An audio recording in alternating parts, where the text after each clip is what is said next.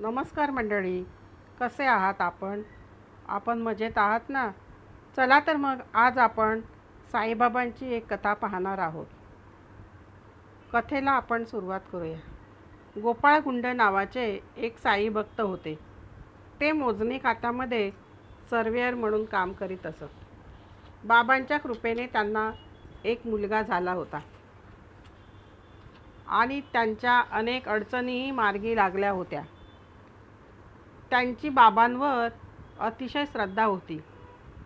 एके दिवशी गोपाळरावांच्या मनात शिर्डीमध्ये बाबांच्या नावाने एखादा उत्सव साजरा करण्याची एक कल्पना आली.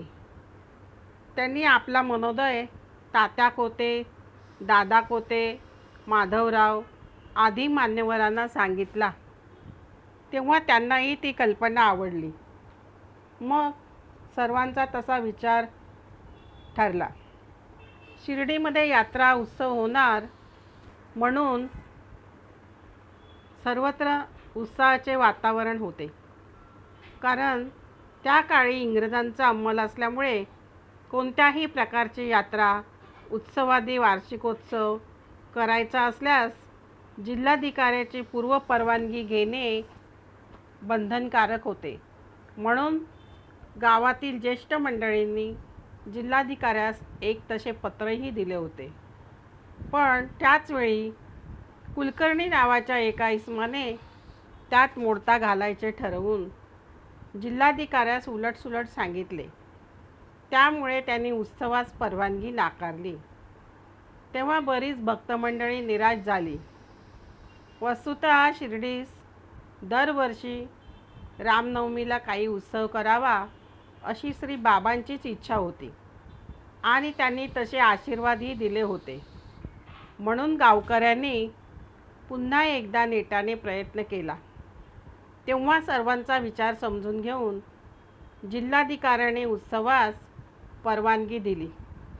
तेव्हापासून शिर्डीमध्ये समारंभपूर्वक उत्सव होऊ लागला. त्या दिवशी बाबांचे पूजन, भजनादी कार्यक्रम आणि नवीन निशाणांची मिरवणूक असा भरगच्च कार्यक्रम होता. बाबांचे दूरवरचे भक्तही कार्यक्रमांना आवर्जून हजेरी लावत व मोठा जल्लोष होई. शके 1833 पासून या उत्सवामध्ये रामनवमी साजरी होऊ लागली. त्याचे असे झाले, शिर्डीतच कृष्ण जागेश्वर भीष्म नावाचे एक साई भक्त होते. ते कीर्तनही उत्तम करायचे. त्या वर्षी उत्सवाच्या आदल्या दिवशी त्यांनी लक्ष्मण गणेश उर्फ काका महाजनी यांना उत्सवामध्येच रामजन्मोत्सवही साजरा करण्याची इच्छा सांगितली. काकांनाही ती कल्पना आवडली आणि बाबांची संमती घेण्यास सांगितली. भीष्मांनाही ते पटले.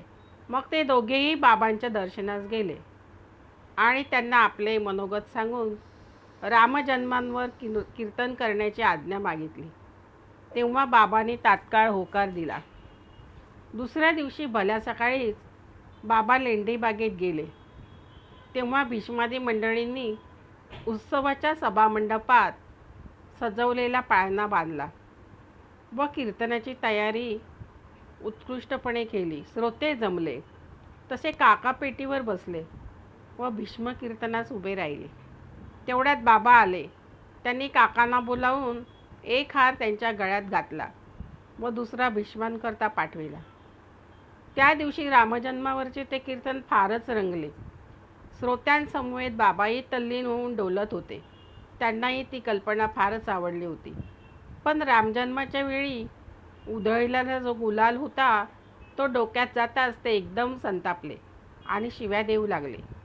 त्यावेळी त्यांचे नृसिंहासारखे उग्र रूप पाहून राधाकृष्णबाईंना काही राहावले नाही. आता आपण आणलेल्या पाळण्याची दडगत नाही या भीतीने तिने काकांच्या मागे पाळणा सोडण्याविषयीचा लकडा लावला. जेव्हा ते पाळणा सोडण्यासाठी निघाले तेव्हा संतापलेले बाबा त्यांच्या अंगावरच धावले व काही वेळाने बाबांचा राग शांत झालेला पाहून काकांनी पाळण्याविषयी विचारले असता ते म्हणाले, हा पाळणा आत्ताच कसा सोडता? उत्सवाची सांगता अजून व्हायची आहे.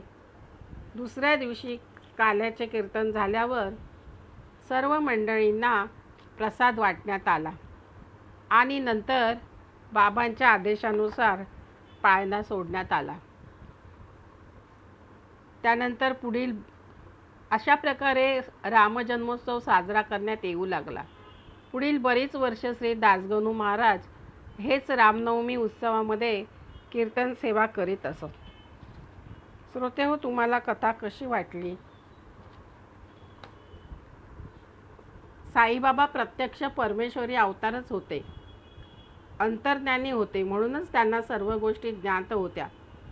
भक्तांनी एकत्र यावे, एकोप्याने राहावे यासाठीच रामनवमी उत्सव साजरा करण्यास साईबाबांनी परवानगी दिली होती. श्रोतेहो, कथा तुम्हाला आवडली का? कथेला लाईक व सबस्क्राईब करा ही विनंती. धन्यवाद.